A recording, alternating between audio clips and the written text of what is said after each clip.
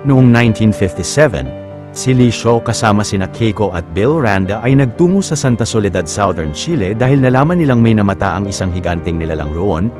Pagdating ng grupo sa bayan ng Santa Soledad ay pumasok sila sa isang bar. Nang nakakita si Bill ng labi ng isang kakaibang nilalang sa pader ay sinubukan niya itong kunan ng litrato, ngunit galit na pinigilan siya ng lalaking si Tomas. Pero bago pa makipag-away si Tomas kina Bill ay inawat siya ng kaibigan niyang si Agustin at binalik nito ang kamera ni Bill. Pagsapit ng gabi ay uminom ang tatlo ng alak sa bar, ngunit napansin nilang hindi gusto ng mga tao ang pananatili nila roon. Ang bartender naman na si Lucia ay pinakiusapan si Keiko na isayaw si Bill. Habang sumasayaw ay binunyag ng babae na ang nilalang na yon ay parte ng relihiyon ng Santa Soledad. Dagdag pa ni Lucia na isang sekreto ng bayan ang tungkol sa nilalang at ang mga lokal ay gagawin ng lahat upang hindi ito mabunyag. Maya-maya paglabas ng tatlo sa bar ay nilapitan sila ni Lucia at dinala sa isang kuweba ng Santa Soledad kung nasaan ang mga pinta ng Diyos nilang isang higanteng halimaw na si El Gran Diyos del Mar o ang Kai Vilo. Pero si Billy ay gumugol ng ilang oras upang lumikha ng mapa mula sa mga pinta sa pader ng kuweba. Samantala si Keiko ay napansing mayaman sa mineral ang tubig sa dagat ng Santa Soledad. Pero pagbalik sa kanila ni Billy ay nasabi niyang nakalikha siya ng mapa na makakapagturo ng posibleng ruta ng Kai Vilo sa mga karagatan. Nasabi pa ni Bill na dahil nalaman niyang umalis na sa lugar ang Titan ay plano niyang bumalik sa Santiago upang alamin kung saan ito susunod na pupunta. Kahit naman napakabigat sa kalooban ay sumang-ayon si Keiko na paalisin si Bill ng Santa Soledad habang sila ni Shaw ay patuloy na nag-imbestiga sa kuweba. Kalaunan ay napansin ni Keiko ang kakaibang vibration sa lupa ng kuweba pero sina Agustin ay inimbitahan silang dumalo sa gaganaping festival ng bayan mamayang gabi. Pagsapit ng gabi ay dumalo nga sina Keiko at Shaw sa kapistahan at matapos ang masayang sayawan ng mga lokal ay nagpakita ang leader nilang si Tomas. Pagkatapos ay hiniwa ni Tomas ang tiyan ng nahuli nilang malaking isda at ipinahid niya ang dugo nito kay Lucia. Hindi nagtagal ay napansin ni Lee Shaw na agad na nagsiuwian ang lahat ng lokal at biglang lumabas ang mga sea scarab mula sa kuweba at sa bundok ng Santa Soledad. Pagkatapos ay nakita ng dalawa sa dagat ang higanteng Kai Vilo at nang nasipa ni Shaw ang isang scarab ay kahit pa nagtago sila sa katabing bahay ay galit na inatake sila ng dambuhalang nilalang. Pero nang lumapit sa Kai Vilo ang lahat ng sea scarab ay kumalma na ito at si Keiko ay lumabas ng bahay upang kuhaan ng mga litrato ang nilalang bago ito umalis. Ngunit biglang pinalibutan sila ng mga lokal ng bayan at sinabihan na ibigay sa kanila ang kamera. Tumanggi si Keiko dahil hindi pa rin sila papaalisin ng mga lokal kahit ibigay pa niya ang kamera. Gamit naman ang kutsilyo ni Tomas ay inatake niya si Keiko pero mabilis na napabagsak siya ni Shaw at ginawang hostage bago sila nagmadaling tumakbo palayo. Ilang saglit pagdating ng dalawa sa kagubatan ay naisipan ni Shaw na tanggalin ang film sa kamera at iniwan nila ito sa daan habang nagtatago sa likod ng malaking bato. Kalaunan nang nakita ni Agustin ang kamera ay hinanap nila sina Shaw sa kabilang direksyon pero si Lucia ay napansin kung saan nagtatago ang dalawa at hinayaan niya sila. Maliit na pabor lang mga Juan, kung mahilig kayo sa mga ganitong Tagalog recap ay huwag niyong kalimutan na mag-subscribe sa channel natin dahil marami pa tayong upload na mga exciting na recap katulad nito. Maya-maya ay habang umuulan ay nakakita sina Shaw ng isang abandonadong bahay at agad na pinasok nila ito. Pagkatapos ay ginamot ni Shaw ang sugat ni Keiko sa kamay. Ngunit matapos magpahinga ni Keiko ng ilang oras ay napansin niyang nasaksak pala si Shaw ni Tomas sa tagiliran. Nang sinubukan ni Keiko na gamutin ang sugat ay labis na nasaktan si Shaw at nagtalo silang dalawa. Pero kalaunan ay nahulog ang loob nila sa isa't isa at nagkaroon sila ng mainit na pagmamahalan. Kinaumagahan si Bill ay nakabalik na ng Santa Soledad at nahanap niya sina Keiko sa tabing dagat. Si Keiko naman ay hinalikan at niyakap ang asawa na tila walang nangyari sa kanila ni Shaw. Makalipas ang ilang araw ay sumulat si Keiko kay Shaw upang sabihin sa kanyang kahit pamahal nila ang isa't isa ay hindi na dapat maulit ang nangyari sa kanila nakaraan dahil ang puso niya ay nakay Bill pa rin. Sa taong 1962 kung kailan nawala sina Keiko at Lee Shaw, ang batang Hiroshi ay naisipang buksan ang naiwang luggage ni Shaw dahil sa pagkamis niya sa tiyuhin. Kalaunan ay sinabihan si Hiroshi ni Bill na inumin na ang gatas niya, pero pag alis ng bata ay nakita niya sa luggage ang liham ni Keiko para kay Lee Shaw. Matapos mabasa ni Bill ang liham ay ipinasama niya si Hiroshi sa ina ni Keiko at pinagpatuloy niya ng mag-isa ang misyon niya sa Monarch. Nang namatay si Bill noong 1973 ay itinabi ang mga files niya sa isang box, subalit noong 2015 ay nakuha ng Apex Cybernetics ang mga files kasama na ang liham ni Keiko para kay Shaw. Sa kasalukuyang panahon, ang higanteng gorilla na si Kong ay galit na winasak ang Apex Research Facility sa Skull Island habang ang grupo ni Keiko, Randa at ng lahat ay tumakbo palayo ng pasilidad. Nagawang matapakan ni Kong ang ilan sa mga empleyado ng Apex Facility at ng Monarch, pero si Keiko ay nakasakay sa isang helicopter at bago makalayo ay galit na sumigaw sa kanila ang Titan. Kinabukasan ay nagising si Keiko na pinag-eeksperimentuhan ng mga scientist ng Monarch. Pagtakbo ni Keiko palabas ng pasilidad ay lumapit sa kanya si Hiroshi at napansin niyang nasa high-tech na barko na sila ng Monarch na ang Outpost 18. Maya-maya ay kasama sina Kate ay natanong ni Keiko kay Deputy Director Verdugo kung kailan nila ililigtas si Shaw sa Access Mundi. Nasagot ni Verdugo na siguradong mamamatay ang mga tauhan niya kung papasugurin niya ang mga ito pabalik ng Skull Island, ngunit mariin na pinilit ni Keiko ang Deputy Director at bigla siyang nahimatay. Samantala si Shaw ay bumagsak pabalik sa lupa ng Access Mundi na hindi nasawi at nakita niyang nagsarado na ang portal o ang rift pabalik sa mundo nila. Sa sunod na eksena ay inalok ni Brenda si May na bumalik sa Apex Cybernetics pero agad na tumanggi sa kanya ang babae. Kalaunan ay kinamusta ni Kate sa ama ang kalagayan ni Keiko at pinaliwanag ni Hiroshi na nag-a-adjust pa ang katawan ng ina dahil matagal itong nawala sa mundo nila. Nasabi naman ni Kate na plano niyang bumalik sa Skull Island upang pasukin ang rift roon at mapuntahan si Shaw sa Access Mundi. Agad na pinigilan ni Hiroshi si Kate pero pinagpilitan ng dalaga ang plano niya at naisipan ng ama na sumama sa anak. Pagkatapos ay pinakiusapan ni Kate si May na pigilan si Tim na mapansin ang mga CCTV monitor habang sinisimula nilang tumakas ni Kentaro sa outpost. Kalaunan bago sumakay si Kate sa isang speedboat ay sumama sa kanila si May at namangka sila palayo. Tumagos ang grupo sa isang makapal na storm wall hanggang sa makarating sila ng Skull Island. Ilang saglit pagdating ni Hiroshi sa isla ay sinimulan nilang maglakad sa kagubatan. Pero agad na nagtago sa mga puno ang grupo nang makakita sila ng isang Leafwing na mabilis na tinapos ng isang Psycho Vulture. Patuloy na naglakad ang apat at hindi nagtagal ay nakita nila si Kong na natutulog sa gitna ng kagubatan. Sinubukan ng grupo na maglakad palampas sa dambuhalang gorilla at nang ginalaw ni Kong ang isang kamay ay agad na tumakbo sila palayo. Si Kate naman na tila nabagsakan ng higanteng kamay ni Kong ay napunta pala sa pagitan ng mga daliri nito. Samantala nang nagkamalay na muli si Keiko ay naisipan ni Tim na dalhin siya sa control center ng Outpost 18. Pero naisipan ni Keiko na sabihin kay Director Verdugo na maaari nilang maiwasan si Kong gamit ang mga satellite nila sa pagbalik nila sa isla upang puntahan si Shaw sa Access Mundi. Nasagot ni Verdugo na ayaw na niyang isugal ang buhay ng mga tauhan niya at pinakita ng Deputy Director ang footage ng pag-atake ni Kong. Pero napansin ni Keiko sa footage ang Sea Scarab at na-realize niyang posibleng iyon ang dahilan kung bakit nagwala si Kong sa Apex Facility. Maya-maya ay narating ni Hiroshi ang wasak na Apex Facility at nahanap nila roon ang device na makakapagbukas sa reef ngunit patay na ang baterya nito. Pagkatapos ay napagdesisyonan ni May at Kentaro na pasukin ang pasilidad upang i-activate sa loob ang power generator subalit biglang lumapit sa kanila ang isang vine rat. Ang dalawa ay nagmadaling tumakbo mula sa halimaw pero nagawang makasakay ni Kentaro sa isang forklift at gamit ito ay tinapos niya ang nilalang. Sa kasalukuyang iyon ay nalaman ni Verdugo sa mga tauhan niya na tumakas sa outpost sina Hiroshi at bumalik sa Skull Island. Sakay naman ng mga helicopter ay pinuntahan ni Verdugo sina Hiroshi sa isla. Kalaunan nang i-activate na ni Hiroshi ang device ay napansin nila ang mga helicopter ni Verdugo na papunta sa lugar. Pagbaba ng mga helicopter ay kinumbinsi ni Keiko si Kate na huwag i-activate ang device pero dahil buo na ang desisyon ng dalaga ay inactivate pa rin niya ito upang buksan ang rift. Agad na nahigop ng rift ang rescue pod pero nakita ito ni Shaw mula sa rift at bumagsak sa Access Mundi. Pagkatapos ay biglang nagtakbuhan ang mga Sea Scarab sa paligid at si Shaw ay nagmadaling lumapit sa rescue pod.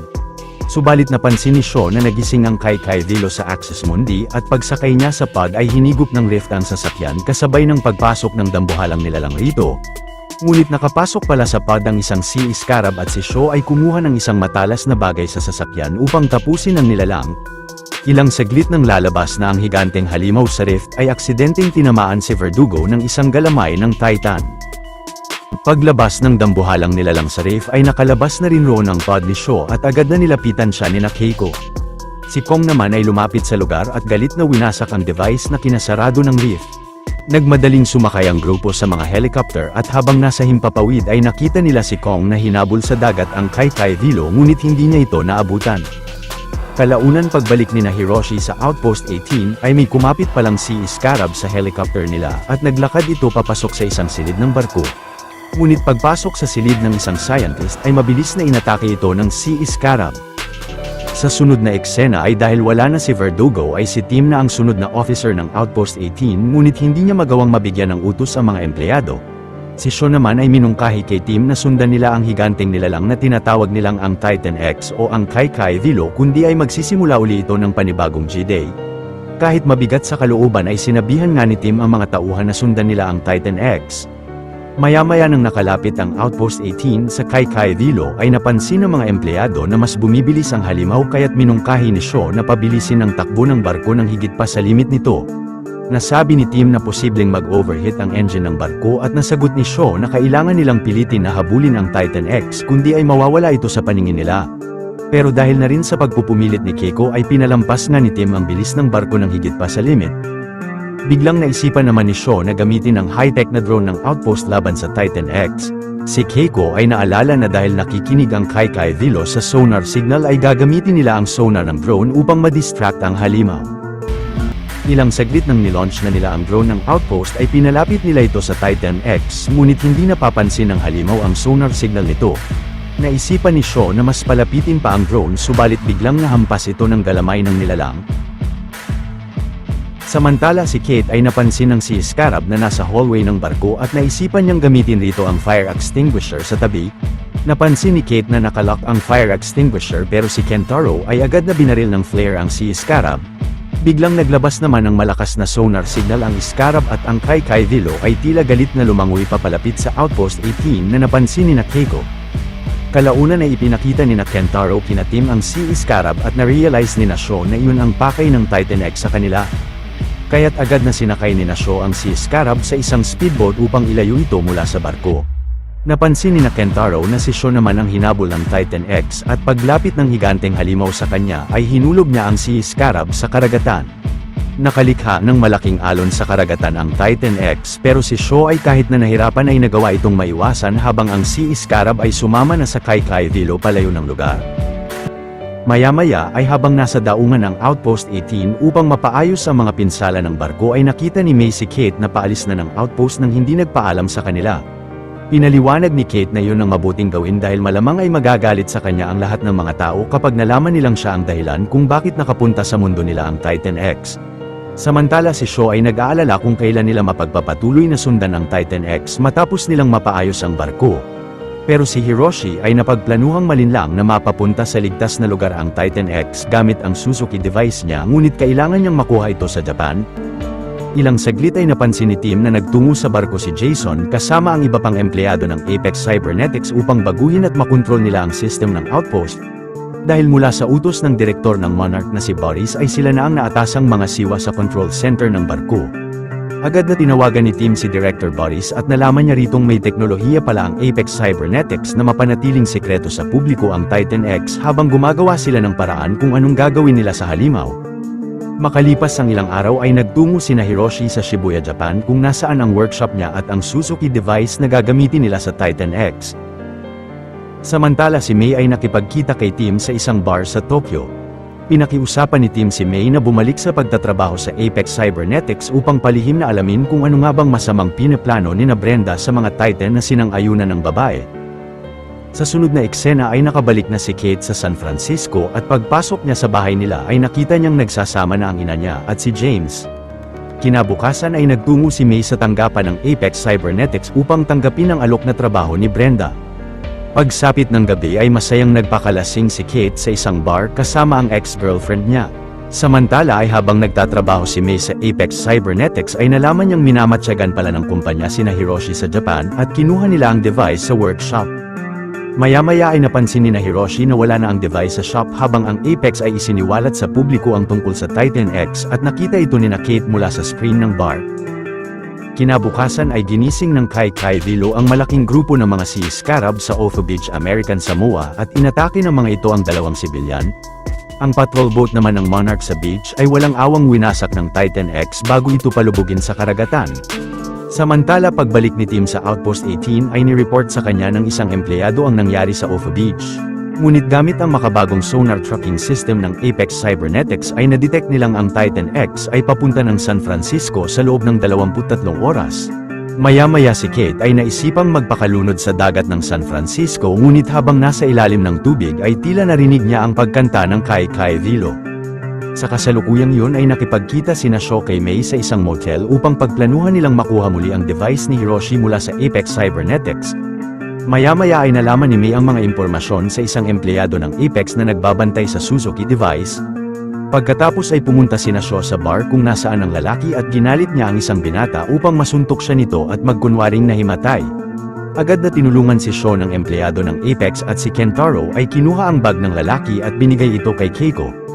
Kasama naman si Hiroshi ay naglagay sila ni Keiko ng device sa bag at binalik ito ni Kentaro sa upuan ng lalaki bago niya isama si Shaw palabas ng bar.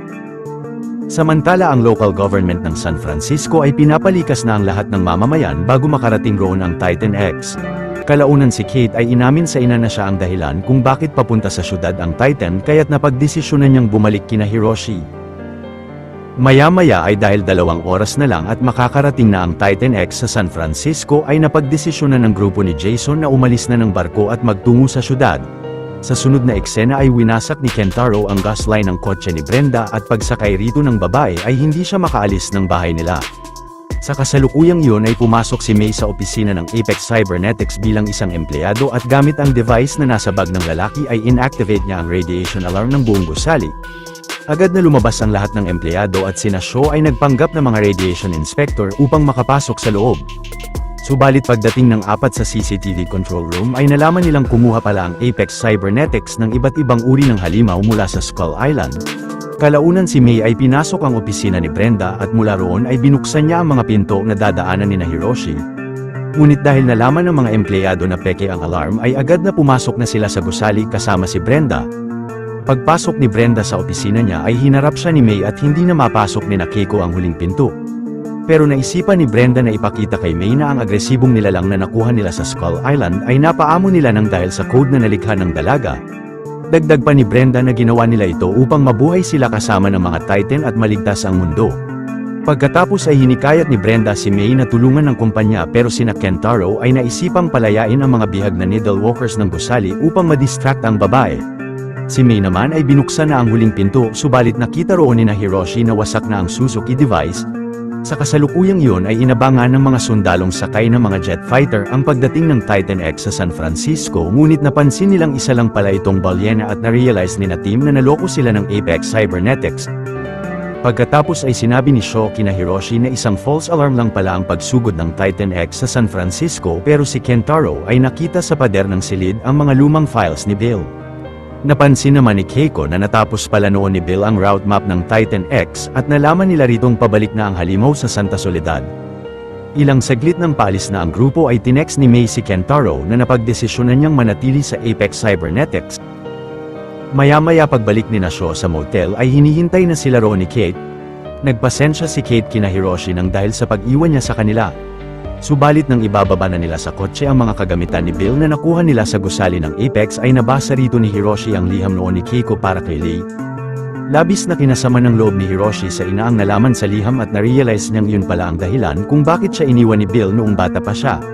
Si Shaw naman ay pinaliwanag kay Hiroshi na dapat nakalimutan na niya ang nakaraan ng mga magulang niya at lumikha ng magandang kinabukasan para sa pamilya niya. Samantala si Brenda kasama si May ay nagtungo sa Santa Soledad kung saan nakapag-set na agad ng camp sina Jason bilang paghahanda sa pagdating roon ng Titan X. Pinaliwanag naman ni Brenda kay May na lumikas na ang mga lokal ng bayan matapos mag-set ng camp noon sa lugar ang Monarch. Kalaunan ay sumakay sina Shaw sa isang military plane papuntang Santa Soledad at maya-maya pagdating nila sa lugar ay nakakita sila ng isang abandonadong Monarch outpost. Pagpasok sa loob ay nalaman ni Keiko na doon pala nanatili si Bill nang nakita niya ang drawing ni Hiroshi noon. Sa kasalukuyang yun ay napansin ni na team na napadaan ang Titan X sa ilalim ng Outpost 18 na malakas na kinayanig ng barko at nalaman pa nilang papunta ang nilalang sa direksyon ng Santa Soledad. Pagsapit ng gabi ay inayos ni May ang code niya sa drone ng Apex Cybernetics habang sina Shaw ay nagtatago sa isa sa mga abandonadong bahay ng bayan. Pagkatapos ay palihim na pinapasok ni Shaw si May sa bahay at pinaliwanag ng babae sa mga kaibigan na ang dahilan kung bakit tinutulungan niya ang Apex ay dahil nakagawa ng paraan ang kumpanya na makontrol ang Titan X at mapigilan na mangyari muli ang J-Day. Nang tumutol sina Kate kay May ay inis na inalisan niya ang grupo ngunit na-realize ni na Shaw na planong kontrolin ng Apex ang mga Titan upang makapagsimula muli ng G-Day at posibleng maibenta nila ang teknolohiya sa napakalaking halaga.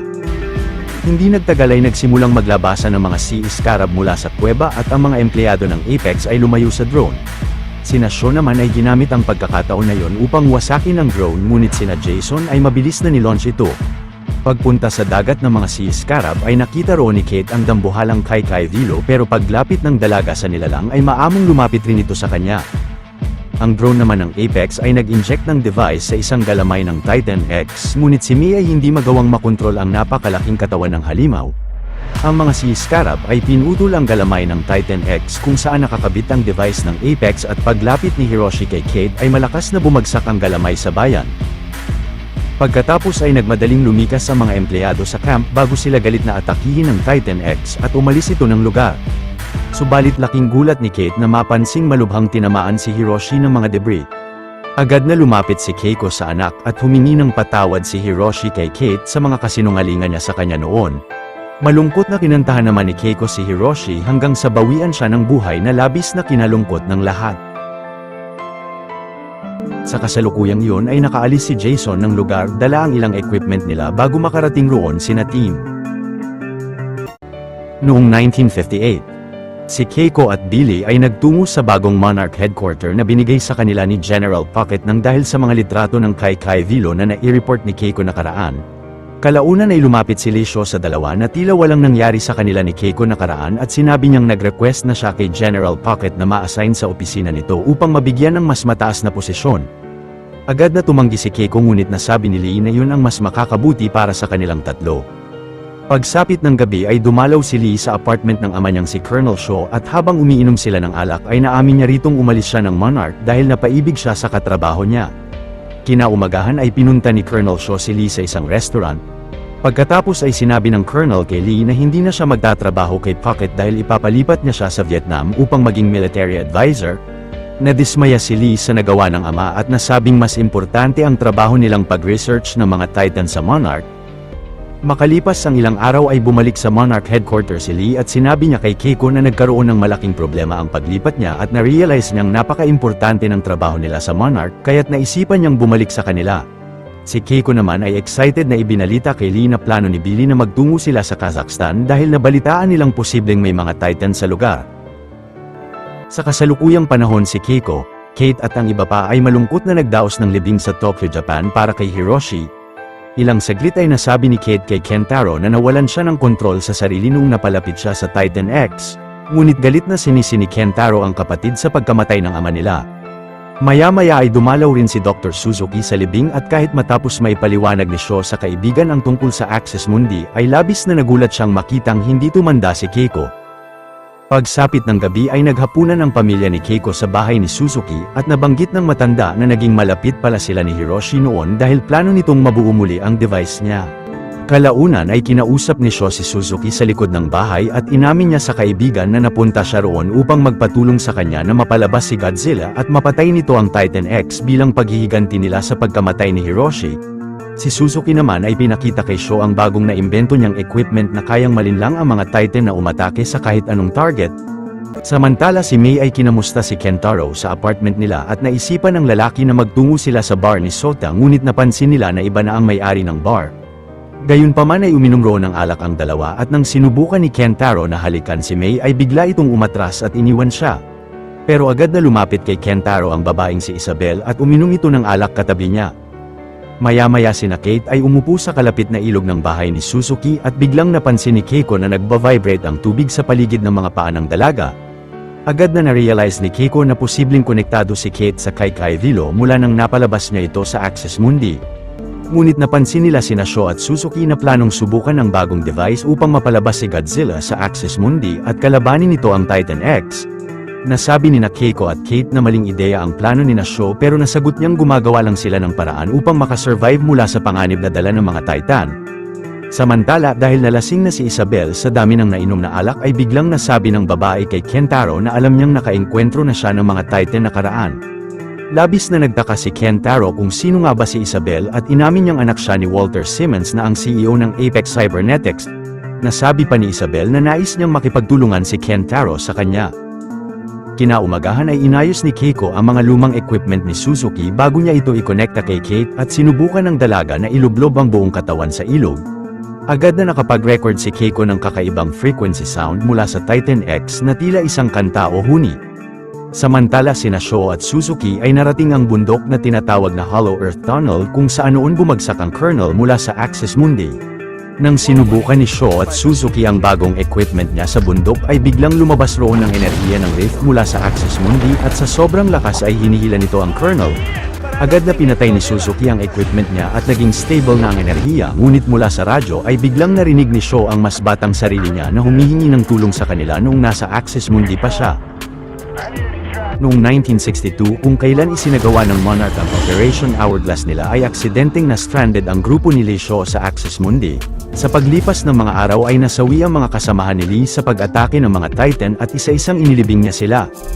Isang araw ay matapos maubos ang supply na pagkain ni Lee ay labis na nanghina siya at biglang nakarinig siya ng boses sa radyo niya. Si Sho naman ay nagtaka kung paano niya nakausap ang sarili noong 1962 at pinaliwanag ni Suzuki na dahil nakuha ng equipment niya ang frequency ng Hourglass Expedition noon.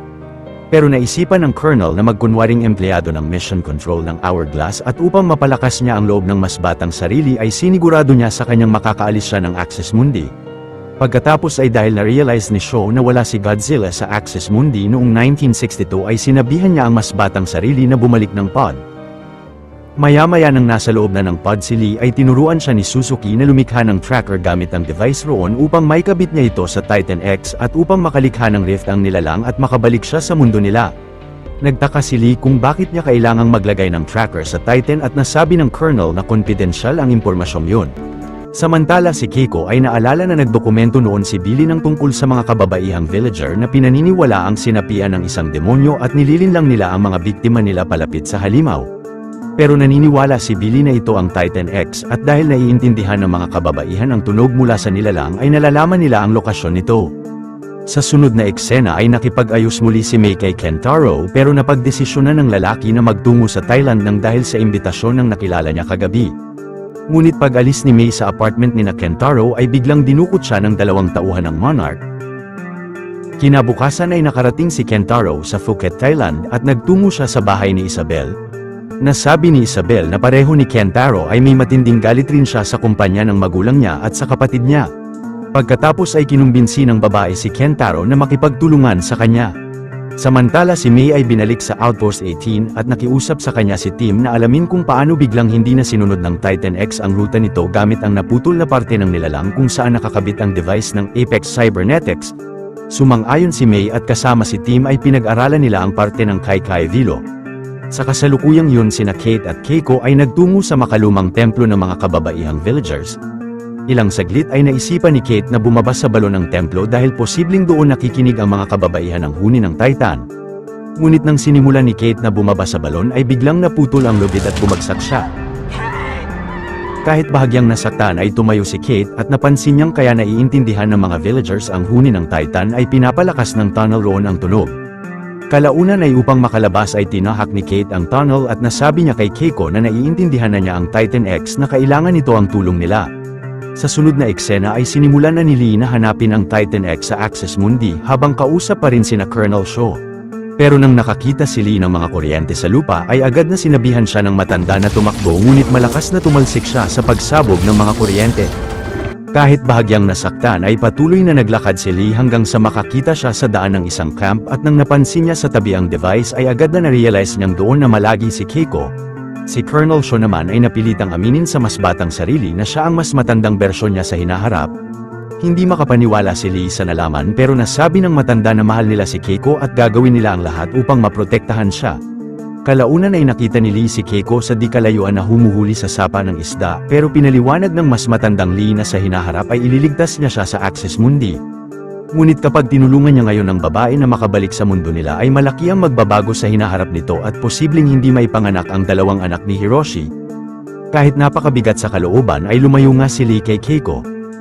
Ginabayan naman ni Colonel Sho ang mas batang sarili niya palapit sa lokasyon ng pugad ng Titan X, ngunit biglang lumitaw sa harap ng lalaki ang isang endopine.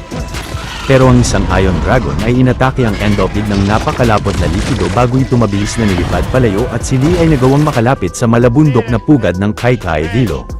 Sinabihan ni Colonel Shaw ang mas batang sarili na butasin ang pugad hanggang sa makita niya ang parte ng Titan X. Pagkatapos ay doon nilagay ni Lee ang tracker at agad na nalaman ni Suzuki ang kasalukuyang lokasyon ng Kai Kai Vilo. Nang biglang lumabas sa pugad ang Titan X ay kamuntikan ang mabagsakan ng mga malalaking bato si Lee at si Colonel Shaw ay sinabihan siyang bumalik na sa pod upang makabalik na siya sa mundo nila.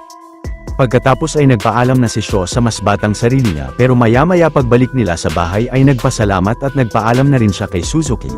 Sa kasalukuyang iyon ay labis na nagulat si Tim na na-detect ng system nila ang Titan X sa Australia nang dahil sa lumang tracker ng Operation Hourglass na nakakabit sa nilalang at ipinakita niya ito kay Director Boris. Ilang saglit ay nalaman ni Director Boris sa US Defense Secretary na ni-request ng Australia na pasabugan ng militar ng Amerika ang Titan X. Maya-maya sina Kate at Keiko ay bumalik sa Outpost 18 at binunyag nila kay Director Boris na planong palapitin ni Colonel Shaw si Godzilla sa lokasyon ng Titan X upang paglabanin ang dalawa. Labis na nagulat si Boris sa nalaman kina Keiko at nabanggit niya sa kanila ang planong pagpapasabog ng militar sa Titan X. Nakiusap naman sa kanya sina Keiko at Kate na pigilan muna ang militar dahil plano nilang ibalik ang Kai Kai Vilo sa ruta nito mula nang nagawa nilang makalikha ng koneksyon sa nilalang. Ngunit tumanggi ang direktor kina Keiko dahil posibleng mapalala lang nila ang sitwasyon. Kalaunan ay nagtungo rin si Kentaro sa Outpost 18 pero dahil sa pagpupumilit sa kanya ni May ay inamin niya sa babae na nagtungo siya sa Thailand upang makipagkita kay Isabel Simmons. Hindi nagtagal si Tim ay napagdesisyon ng tulungan ang pamilya ni Keiko na maipunta sa lokasyon ng Titan X na hindi alam ng direktor at isinakay niya ang tatlo sa isang helicopter. Samantala si Colonel Lee Shaw ay nakarating na sa lokasyon ng Kai Kai Vilo sa Australia at nakita niyang pinapatubo muli ng nilalang ang naputol na galamay nito habang nagliliparan sa ibabaw nito ang napakaraming ibon. Pagkatapos ay sinimulan ni Shaw na iset ang equipment ni Dr. Suzuki sa beach at hindi nagtagal sa ilalim ng South Pacific Ocean ay biglang nagising si Godzilla at sinimulan nitong lumangoy papuntang Australia. Samantala si May ay nagtungo sa Asset Containment Facility ng Monarch kung saan pinanatili ng kumpanya si Brenda at tinanong niya siya kung bakit niya inako ang buong operasyon nila sa Santa Soledad. Nasagot ni Brenda na siya lang ang may responsibilidad ng nangyari sa lugar pero natanong pa ni May kung anong kailangan ni Isabel kay Kentaro dahil sa tingin niya ay may plano ang Apex sa lalaki. Ngunit nasabi ni Brenda na hindi niya alam at inis na pinaalis ng babae si May sa silid niya. Maya-maya ay nakarating ang helicopter ni Keiko sa lokasyon ng Titan X subalit biglang inatake ng napakaraming ibon ng aircraft nila at bumagsak ito sa beach na nakita ni Shaw. Agad na nilapitan ng Colonel sina Keiko at napansin niyang hindi napahamak ang grupo. Kinainis naman ni Shaw ang pagpunta roon ni Keiko kahit palabis na mapanganib dahil nalalapit na ang pagharap ng dalawang Titan sa lugar. Pero habang kinakausap ni Keiko si Lee ng mag-isa ay nilapitan ni Kate at Kentaro ang Kai Kai Vilo. Kahit pa biglang nagalit ang Titan X sa paglapit ng magkapatid ay patuloy na dahan-dahan na lumapit si Kate sa halimaw hanggang sa kumalma ito. Pagkatapos ay laking gulat ng dalawa nang ipakita ng Titan X ang napakalaking itlog nito at agad na ni-report ni Kentaro kay Isabel ang tungkol sa itlog. Ilang saglit ay napansin ni Shaw sina Kate na lumapit sa Titan X at kasama si Keiko ay pinuntahan nila ang magkapatid. Subalit biglang dumating na sa beach si Godzilla kasabay ng pagdating rin roon ni Jason mula sa utos ni Isabel. Ang Titan X naman ay iniwan ang itlog niya at nagkaroon sila ng napakatinding sagupaan ni Godzilla. Ngunit habang patuloy na nag-aaway ang dalawang dambuhalang halimaw ay kinuha ng mga tauhan ng Apex Cybernetics ang itlog ng Kai Kai Vilo. Si Kate naman ay napansing kasabwat pala si Kentaro ng mga tauhan ng Apex na kinagalit niya sa kapatid. Kalaunan ay nakita ng Titan X ang itlog niya na dala ng grupo at inatake ni Godzilla ang Kai Kai Vilo ng atomic breath nito na kinasawi ni Jason pero agad na lumayo ang nilalang sa beach upang habulin ang helicopter. Sa isang flashback, habang nasa labas ng Apex facility noon ng Skull Island sina Kentaro at Hiroshi ay nakwento ng ama sa anak na nung nagpunta siya sa Alaska ay aksidenteng natrap siya sa Axis Mundi ng ilang araw pero paglabas niya ay napunta siya sa Africa. Sa kasalukuyang panahon, sina Colonel Shaw kasama ang iba pa sakay ng Monarch Outpost 18 ay ilang oras na sinundan ang Titan X at ang Godzilla habang hinahabol ng nilalang ang helicopter papuntang Skull Island. Biglang hindi na hinabol ni Godzilla ang Titan X sa isla at si Keiko ay na-realize na tinigil na nito ang paghabol dahil nasa nararapat na teritoryo na ng mga Titan ang Kai Kai Vilo. Si Shaw naman ay napagdesisyonang baguhin ang misyon niya at minungkahing hanapin nila sina Kentaro at Kate habang gumagawa sila ng paraan na maibalik sa Axis Mundi ang Titan X. Agad na sumang-ayon sa Colonel sina Keiko at team. Maya-maya sina Kate at Kentaro sakay ng helicopter ni Isabel ay nakita ang grupo ng babae na ibinaba ang itlog sa isang kapatagan ng isla. Pagkatapos ay pinasok ni Isabel ang magkapatid sa abandonadong Monarch Outpost ng Skull Island na ginawa na nilang base. Doon binunyag ni Isabel na napag-alaman nilang ang lolo ni na Kate na si Billy ay nadiskubre na may rift sa isla na konektado sa lahat ng rift sa buong mundo. Plano nilang gamitin ang itlog upang malinlang ang Titan X na mabuksan ang rift at mula rito ay pag-aaralan nila ang Axis Mundi upang makapag-time travel. Nasabi ni Kate sa kapatid na napakamapanganib ang plano nila ngunit si Isabel ay sinabihan ng mga tauhan niya na isakay ang babae sa helicopter paalis ng isla. Ang isang tauhan naman ni Isabel ay na-detect na napansin ni Kong ang Titan X sa isla at nagpatunog siya ng napakalakas na ingay na katulad sa mga Titan upang ma-distract ang dambuhalang gorilla. Samantala ang grupo ni Colonel Shaw kasama ang ilang security agents ng Monarch ay nakababa na sa pangpang ng Skull Island. Pero mula sa mapa ni Billy ay nalaman ni Keiko na doon ang huling destinasyon ng ruta ng Kaikevilo dahil may stable na rift sa isla kung saan nakakalabas-pasok ang nilalang. Kalaunan ay sinundan ng grupo ang tracker ng Titan X habang naglalakad sa kagubatan ng isla. Ngunit mabilis na hinila ng mga nagkalat na Vine Strangler sa paligid ang ilan sa mga security agents ng Monarch at nilamon sila ng mga ito. Si May naman na nagawang magapos ang paa ng isang Vine Strangler ay buong lakas na hinila ni Tim hanggang sa matanggal ang sapatos ng babae at tumakbo sila palayo ng lugar. Sina Keiko at Shaw ay tumakbo sa kabilang direksyon at nahiwalay sila kina Tim pero napagdesisyonan nilang hanapin ang rift ng Skull Island. Napunta ang istorya noong 1968 sa Pennsylvania kung kailan si Billy ay nagtuturo sa mga estudyante ng Central Rift na konektado sa lahat ng rift sa buong mundo. Ngunit nang nagpunta sa eskwela si Dr. Suzuki ay naisipan niyang umalis pero agad na hinabol siya ni Billy at pilit na kinuha sa kanya ang isang device. Sinabihan ni Suzuki si Bill na itigil na ang pag-aaral sa rift at bumalik na sa anak niya ngunit pinagpilitan ng lalaki na hindi pa muna siya babalik. Sa kasalukuyang panahon ay nakita ni Shaw ang grupo ni Isabel na hinahanap rin ang rift sa kagubatan. Maya-maya ay napunta ang dalawa sa boneyard ng Skull Island na puno ng mga malalaking buto ng mga Titan at doon nahanap ng babae ang nahulog na kamera noon ni Billy. Sa patuloy na paglalakad ni Keiko at Shaw sa kagubatan ay nakita nila sa tabi ng sapa ang napakaraming probe device na pinadala ni Billy mula sa iba't ibang rift papunta sa rift na iyon ng Skull Island. Pagkatapos ay napansin ni Keiko sa device ang liham ni Billy para sa kanya na sinasabing mamahalin niya siya kahit pa sa mundo nila o sa mundo ng mga Titan. Na-realize naman ni Keiko na mula noon ay hindi sumuko si Billy na hanapin siya. Sa kasalukuyang iyon ay pinunta ni Isabel si Kentaro sa balcony ng base kung saan nila matatanaw ang itlog ng Titan X sa di kalayuan. Pagkatapos ay inamin ni Isabel kay Kentaro na plano nilang tapusin si Kong dahil malaking hadlang ito sa operasyon nila sa isla na labis na kinagulat ng binata.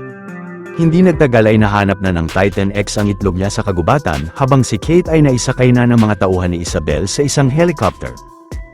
Pero pag-alis ng dalawa ay agad na lumabas si Kate ng aircraft at si Isabel ay sinabihan ng mga tauhan niya na mag-release ng makapal na usok sa paligid ng dambuhalang nilalang na agad na kinabagsak nito.